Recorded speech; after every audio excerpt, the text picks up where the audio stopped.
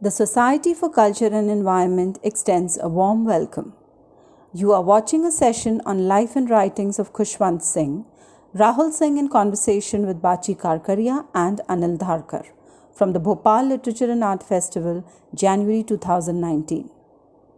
Rahul Singh, son of noted author and journalist Khushwant Singh, will be talking on the life and writings of Khushwant Singh.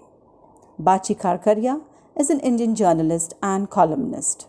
She has served as an editor at the Times of India and has also helped create new brands for the Bennett Coleman and Company Limited media group.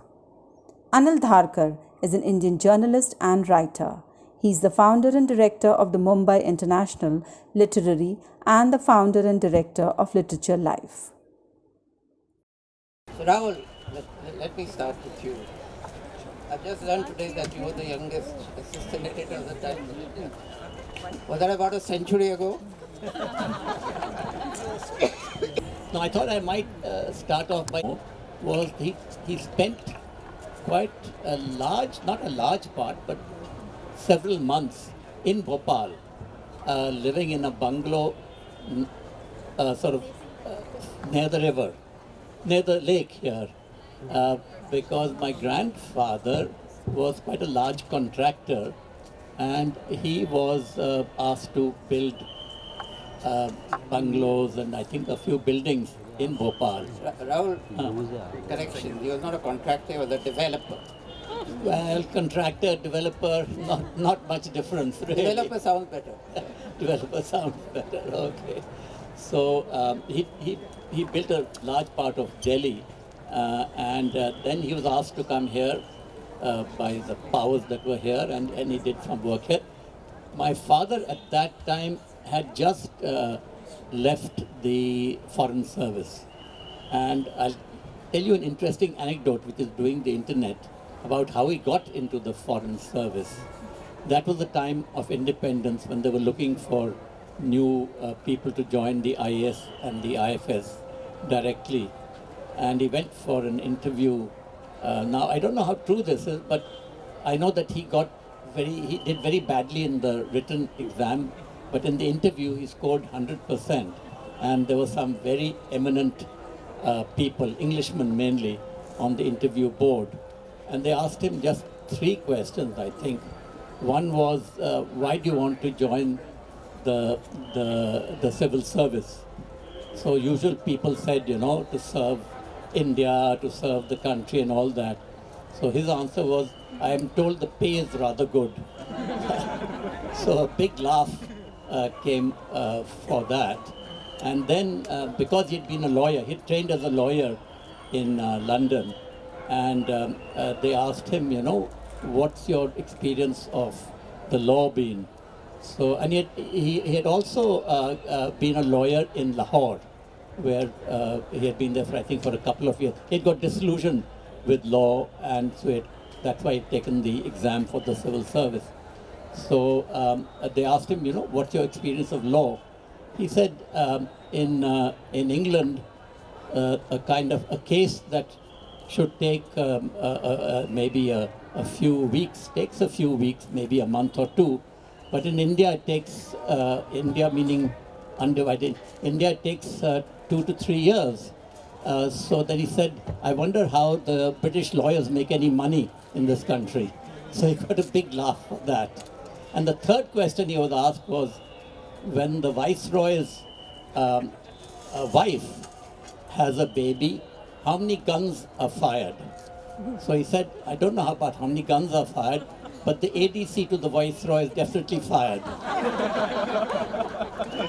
So that was his sense of humor, even at a very young age. So anyway, he got into the Foreign Service, and as I said, he got disillusioned with the Foreign Service. He worked under Krishna Menon, whom he disliked, and he came to Bhopal mainly to write his first big novel, Train to Pakistan. And he spent several months here, and that's how Train to Pakistan came about. Okay. Well, that's an interesting sidelight, because I don't think any of us knew about the Bhopal part at all. Even I didn't know, I knew about the Bhopal part, but I did not know he had a house, he lived in a house here. In fact, 2 years ago, I came here for the first time to Bhopal, located the house. It was a very senior civil servant, IAS officer, staying there, and the chowkidar wouldn't let us in at all. He said, "No, sorry, you can't come in." So the interview you mentioned, I don't know if it could possibly be true, because it sounds a little too much. But the British do have no, that was Khushwant Singh, but also the British, the British do have a sense of humor. So it is possible that it was so. But it shows, whether true or not, it shows that basically not just a sense of humor, but a complete sense of irreverence. I think that's what distinguished his life and his whole outlook on life. Am I right or not, Bachi? Absolutely, I think that is exactly what made the that's exactly what made the Illustrated Weekly what it was. That earlier, I mean, the Illustrated Weekly was edited by A.S. Raman. Let me tell you my connection. That I was a trainee with Khushwant Singh. It was my first job, and Khushwant Singh is really my mentor, and I think he's taught me everything I know, not just about journalism, but about being a journalist. And that is a distinction that I'd like to make. And shall I speak a little louder? So as a journalist, I want to know how was it working under Khushwant?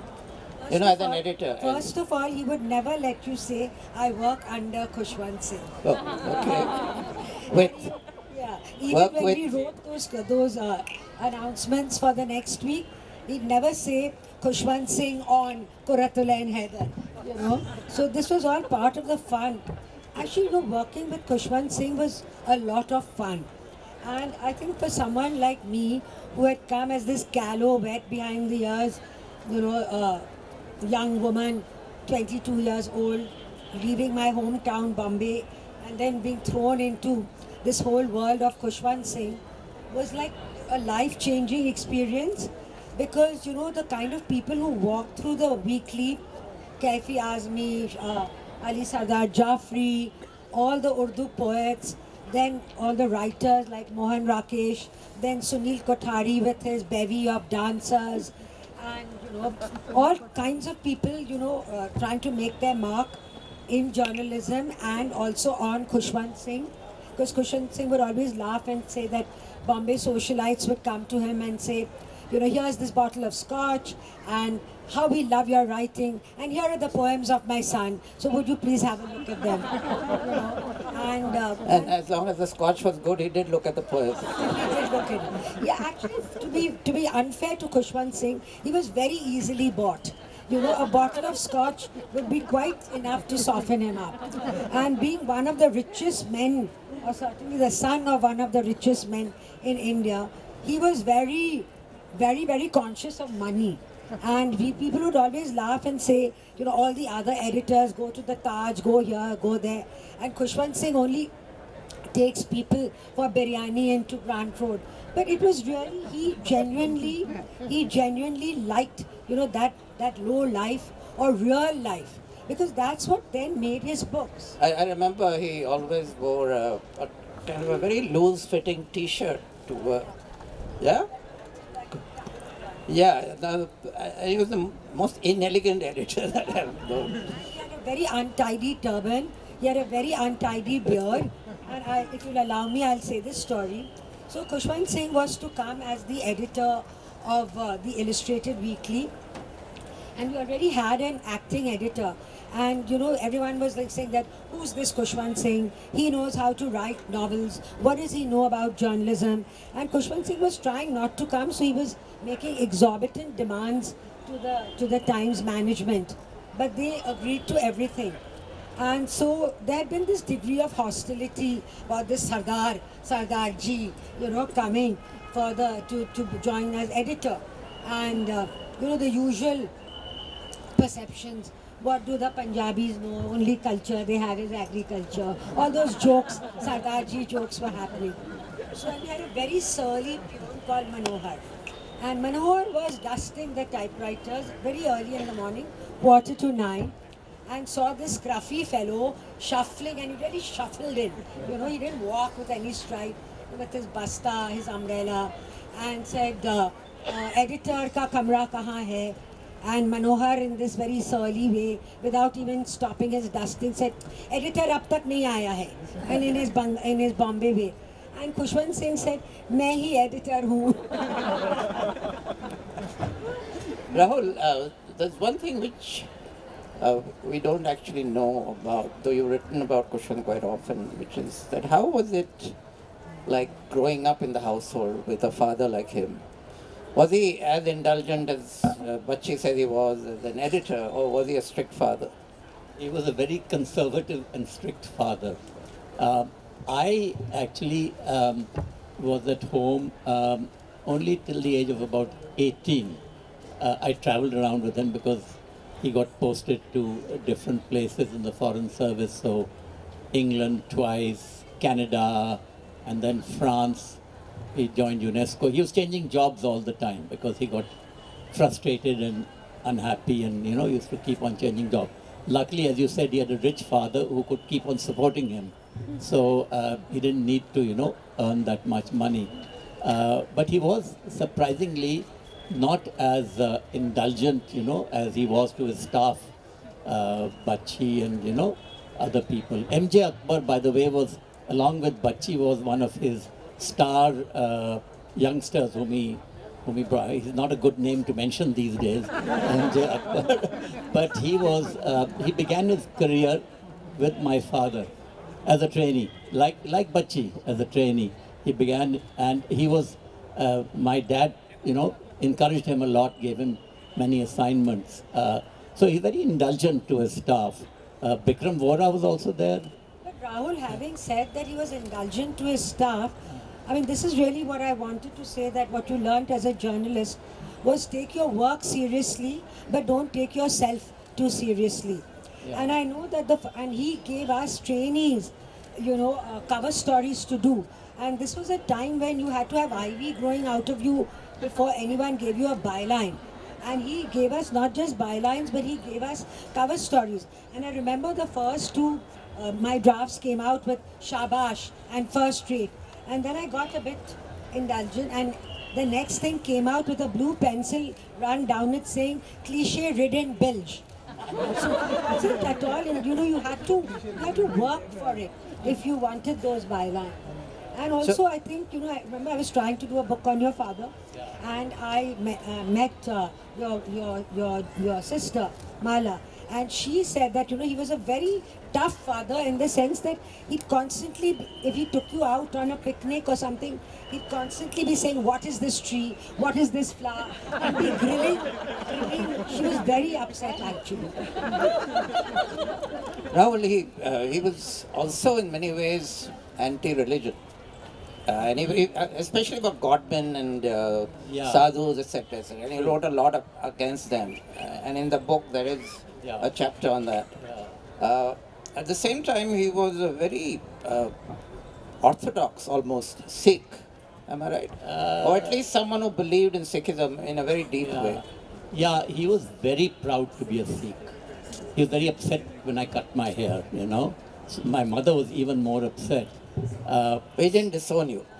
He didn't disown me, but he was very upset because he wrote in his history of, people think of him as illustrated weekly editor, bit of a joker, womanizer, all that. But he had a very serious side to him. And that was his 2-volume History of the Sikhs. So he's very proud of being a Sikh. He was not religious, but he used to read on all the religions. He took a deep interest in Islam, Hinduism, and of course Sikhism. So there was a kind of a spiritual, but he hardly ever went to a gurdwara. So he's not religious in that sense. And the two people he admired the most, because there were large pictures of him, of both of them in his study, were Mother Teresa and Mahatma Gandhi. They are the two people he admired most. And he once wrote a very lovely profile of Mother Teresa, went to Calcutta, wrote a profile on her, and which was, liked by a lot of people. And Mother Teresa wrote a lovely letter back to him, which he got framed. It's still there in the Kasoli house in his study. And it ends off by saying, I'm told you do not believe in God. I send you God's blessings. Very touching. Yeah. You also have carried a number of his articles on cities he lived in and liked or didn't like. Any people from Calcutta here? No, none, okay. Oh, you, yeah. But not there. You can't do much to me here. But because there's one chapter where he says, I would like nothing more than to blow up Calcutta. He really hated it so much. But he loved Bombay. He's in fact written a rhapsody of Bombay. And he liked Lutyens Delhi. And he liked Kasoli very much. Kasoli he liked most of all. Actually, Kasoli is where my mother inherited from her parents' house there. So he loved Kasoli. He was a great walker. He walked once from Simla to Kasoli to Kalka. As when he was still in his, I think, 50s or so. So he was a great walker, very fond of exercise. He played tennis till he was in his mid-80s. So yeah, he was an outdoors man, loved nature. That, as you mentioned, trees and birds, names of trees. We had Pradeep Kishan here speaking. And he's the one, I think, who encouraged Pradeep to write that book on trees of Delhi, and he wrote very glowingly about it. So what is really, did he have a favorite city? Was it really Bombay? He loved Bombay. Yeah. He loved Maybe Bombay. because he was lionized a great deal in yeah. Bombay. Bombay was his illustrated weekly days. Yes. Then he, of course, the owners of the Times of India fired him from that. And most unceremoniously. Yeah. Though, of course, Khushwant Singh was like that. He wrote an article, or he was in an interview with some other paper, maybe imprint, I don't know, where he said that the owners of the Times of India may be very rich, but they don't have very much intelligence or no intellect or something like that. And before his, I think just shortly before his contract was to be renewed, and I'll never forget this, and it's something that one remembers with hindsight because we didn't know. He just picked up his chata, that famous chata with the wooden handle, and just walked out. He walked out as unceremoniously as he came. And then, people who had been very close to him and who had really exploited the closeness just dropped him like a hot brick. So, it was really very, very sad for a man who did what he did for journalism. And I remember Rahul writing this somewhere, that he took journalism by the scruff of its neck and shook it up. And this is it, that, I think everything many of us are credited with creating the media or the journalism of the 90s. There was nothing that we didn't learn, or what Khushwant Singh had not already done at the Illustrated Weekly. Start with an anecdote, write about real life, don't write about pretentious. He would rather write on Shakila Bano Bhopali than Hari Prasad Chaurasia. He actually went and sat in the courtroom during the whole trial of Raman Raghav, that mass murderer. Yeah, stones. And he was obsessed by death. Yeah. Maybe you might. Yeah. He was really obsessed by death even in those days. We had a long series. In fact, he wrote, I think he made a name for himself of a kind by writing obituaries of people. A lot of obituaries. And his obituaries was so irreverent, because normally in obituaries you praise the departed person and find the best things to say about him. And Khushwant found the worst things to say about him. Right? No, he believed that, the Western tradition is that when somebody's died, you write about that person pretty objectively. Indian tradition is that you shouldn't speak ill of the dead, So he didn't believe that. So he was, very quite critical of people whom he knew and who had died. I remember on Rajni Patel, he wrote some pretty scathing things about. But you were mentioning about how he was fired, Bachi. I think maybe element of that he made fun of the Jains, the owners of the Times of India. But the fact was, he had supported. He was politically a very naive person, my dad. Politically very naive. He was kind of person who spoke from his emotions, who said things purely from his heart, not so much from the mind. So he took to Sanjay Gandhi. He felt Sanjay Gandhi is somebody who can get things done. And he got close to Indira Gandhi. And then he got close to Menaka also. Now Menaka later on became his worst enemy. She stopped his autobiography from being published for 5 years until the Supreme Court, passed a judgment. He helped her to start Surya, after the emergency was over, they were all out of power. She began this magazine Surya with Sanjay, and he helped her, with that. But then But he was politically naive. So when Bachi was talking about how he redefined journalism, I was going to say that it was journalism of a kind. It was not, for example, it was not investigative journalism. It was not hardline journalism. It was a magazine journalism, which he certainly changed.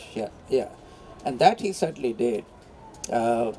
I think his support for the emergency was something he found difficult to live down. Yeah. And you carried a chapter on that, why I supported the emergency. Yeah.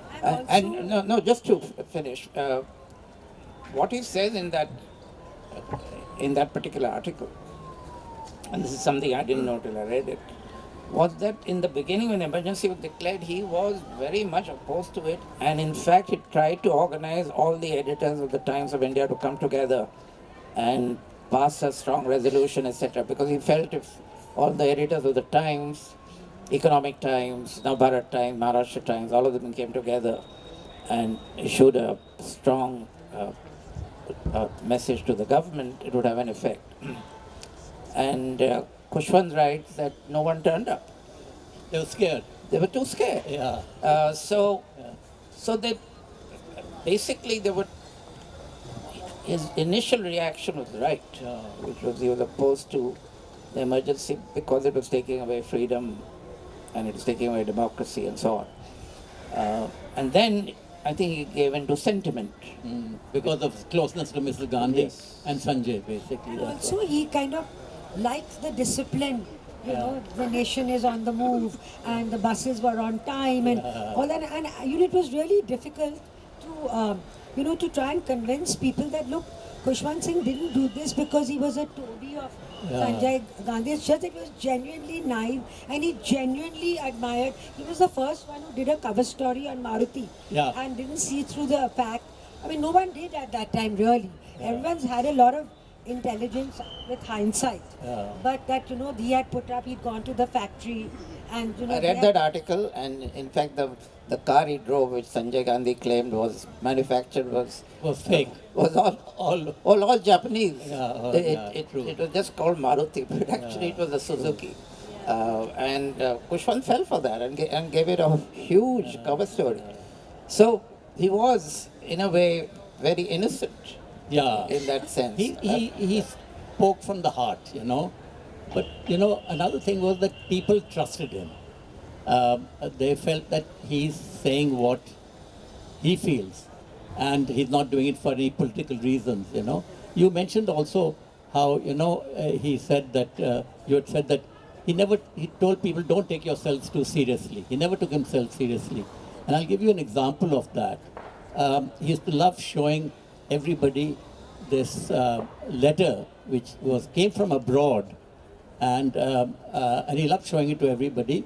It was written by somebody who disliked what he wrote. I think it was during soon after the emergency. It was written there on where the address is, Khushwant Singh, bastard India. And he told everybody, look, it got to me. The post office knew who I was. So he loved showing that kind of thing. And then also you mentioned, his irreverence. Now, he used to always love to carry these Santa Banta jokes at the end of his column. So he really wanted you to publish all the Gali letters. Yeah, that's right. And All he the used to critical say, letters.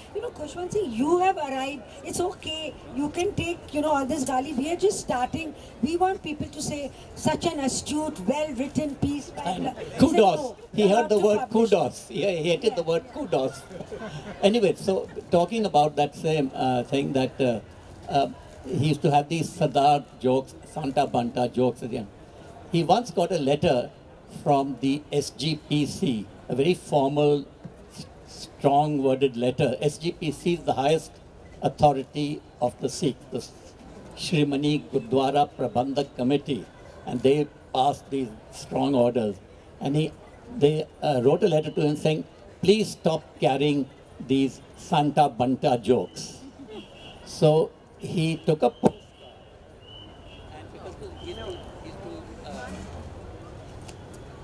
he used to write postcards mainly to lots and lots of people, friends, admirers and all Oh, that. by the way, he sent me a postcard when I became editor of the Illustrated Weekly, Okay. saying, congratulations, are you sitting on my chair? Okay.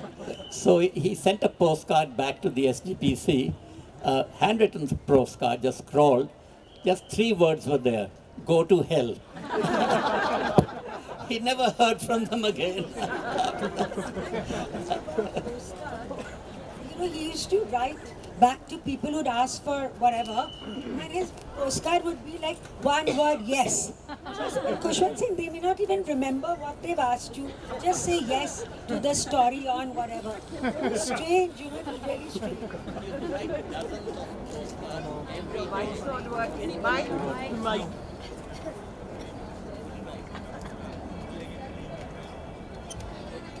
Yeah, it's working.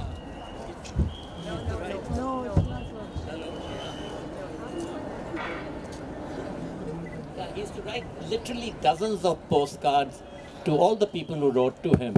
And I've met so many people who said, like Anil said, I got a postcard from your father. Once, in the 1970s, I think, I then had an English girlfriend, and we were driving in a car all over the south. The car had a puncture, and or something went wrong with the car, and I was in some remote village, and there it was while the car was being repaired. They found a mechanic who repaired the car and started chatting to the villagers there.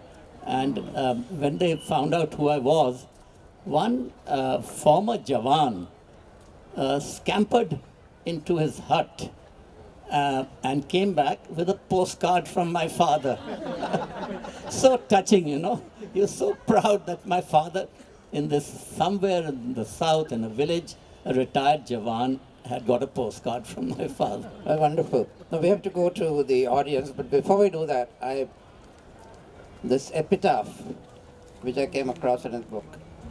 Khushwant wrote his own epitaph, which goes like this. Here lies one who spared neither man nor God. Waste not your tears on him, he was a sod. Writing nasty things he regarded as great fun. Thank the Lord he's dead, the son of a gun. Can we have some questions? If not, we'll carry on for another 10 minutes. So, Can I read out? yeah. Anil, you had mentioned about his frankness and his humor, but there's his frankness and humor, but there's always a serious side to his humor. So this is a small passage which he wrote, which I found, and I'll just quote from it. When anyone asks me, what is your mother tongue? I reply without hesitation, English. They regard my swarthy complexion, the turban on my head, and my graying beard. The contemptuous look in their eyes leaves me no doubt that they see me as the leftover of the breed of toadying spittle lickers of the British. When I add my mother tongue is English, though my mother cannot speak a one word of it, they roar with laughter. They think it is a big joke.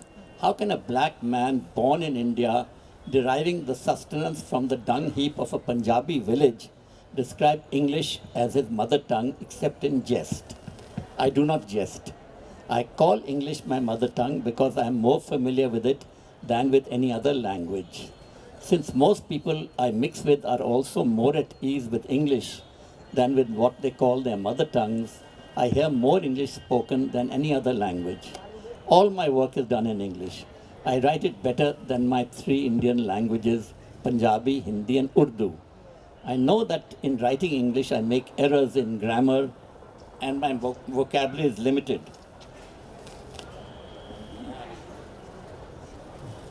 I try to better my diction, improve my syntax, and endeavor to turn out a polished sentence which is at once pregnant with meaning and pleasing to the ear. With me, English is a passion. No other language gives me quite the same pleasure. I find it more musical and more richer in its literature than any other language of the world. When I make these assertions, my friends shake their heads, cluck their tongues, and remark, even if all you say about English is true, it still does not make it your mother tongue. I bark back, so much the worse for definitions.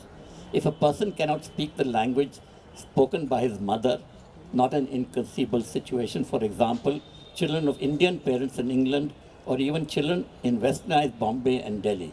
It is a travesty of fact to describe that language as a mother tongue. Let us define it as the language one is most at home with and which one loves. So defined, Jawaharlal Nehru's mother tongue was English.